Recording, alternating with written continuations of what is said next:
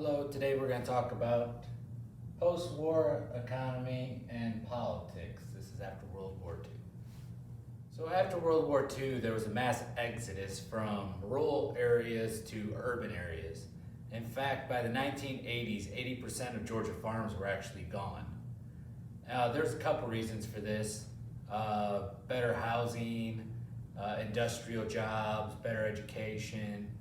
For better education, after World War II, the government established the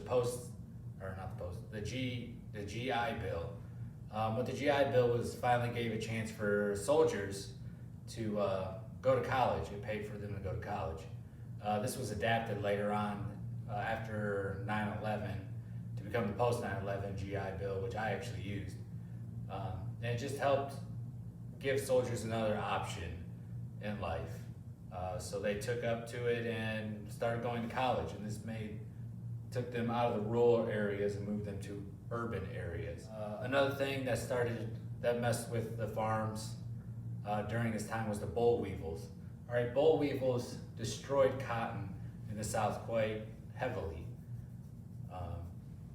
So that led to more man-made type materials like nylon and polyester, I believe, being used. So cotton didn't become a big source in Georgia anymore. It wasn't the largest source of the economy like it was with, I believe it's called King Cotton. So the boll weevil kind of destroyed that. But then farms also started using reapers and tractors to where they could farm more land much more efficiently than they were before. So that replaced most tenant farming and sharecropping and stuff like that. So that was another reason that all these people that were tenant farmers and sharecroppers moved to urban areas to find jobs. There was also industrial jobs that were showing up, like Ford and GM. They built industries down here, or built manufacturing plants down here in Georgia. Lockheed made aircraft manufacturing down here. So that took all these people that used to farm and moved them from this rural area to the urban area because there's more opportunities, better housing, again with better education with the GI Bill, better housing and stuff like that. So that was a change in agriculture in Georgia during this post-war time. Another thing that helped Georgia farmers at this point was education. All right, we always advance in all fields. We're always advancing as a human race. And with farming, what they figured out was rotation of crops. So with cotton basically takes all the nutrients from the soil and destroys it. Now, I'm not a farmer. I could be inaccurate some of this. But what they did is they started rotating their crops. Like my grandparents, where they lived on this couple-acre plot, but there was crops all around it. Every year we went down there was something different. Because they said something with the soil, and that's what it was. Cotton destroys the soil, so you have to rotate the crops a lot. They also started using hybrid seeds. They learned more about erosion, and this all helped them become better at what they did. This also led to overproduction.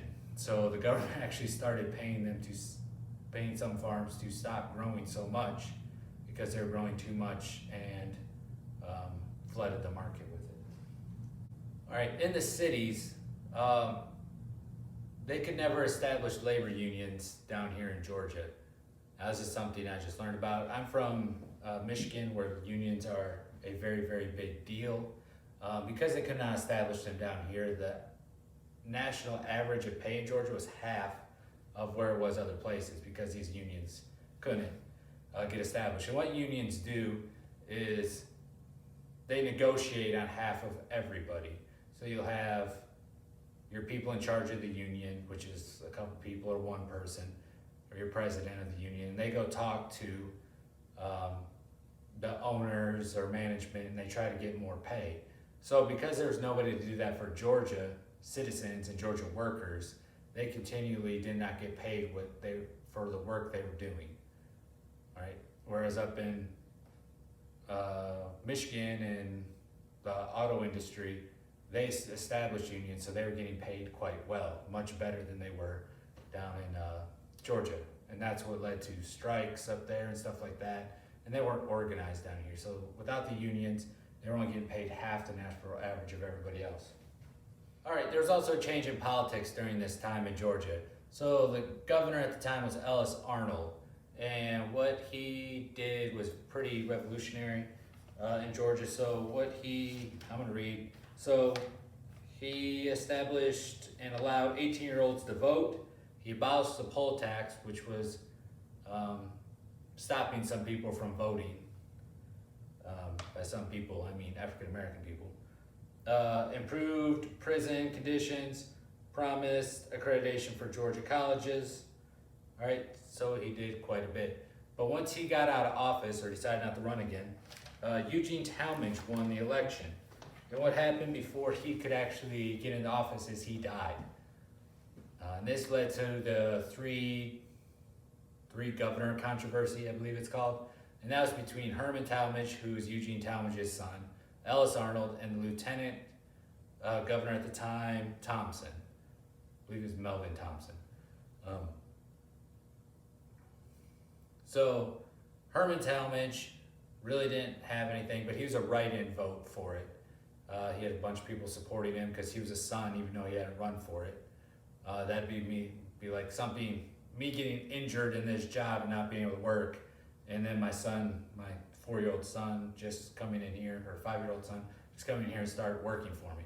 Doesn't make much sense. And then there was Ellis Arnold, who was the governor, and said, I'll just take over and I'll just keep doing it.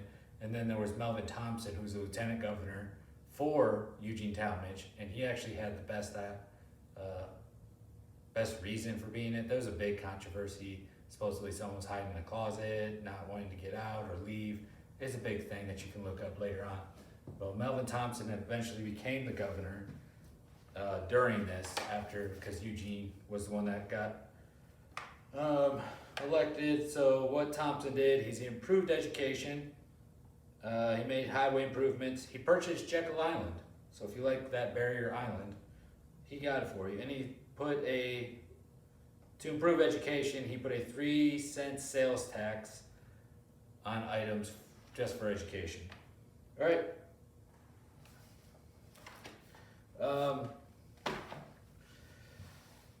And that's about it. That's about all you need to know for this actual section. I hope it helped. If there's anything I wasn't unclear about, you can go look it up. There is websites that go deep into Georgia history. It's a very good history, so go look it up. If you have any questions, please just ask.